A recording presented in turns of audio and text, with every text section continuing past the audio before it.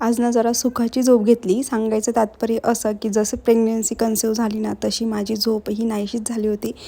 आणि बोलता माझी मुलं 1 वर्षाचे झाले. बोलता तर नाही सांगू शकत, कारण की मी त्या गोष्टीसाठी खूप स्ट्रगल केलेलं आहे.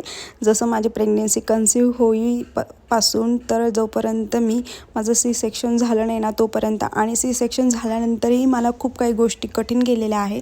कारण की 2 मुलांना सांभाळून सगळ्या काही गोष्टी करणं आणि 2 मुलांना सांभाळणं म्हणजे हेच खूप कठीण आहे. त्यामध्ये असं होतं की तीर्था जरा शांत होती, पण तियांश मात्र ना जरा खूपच आचपळ होता आणि तो अजूनही खूप आचपळ आहे.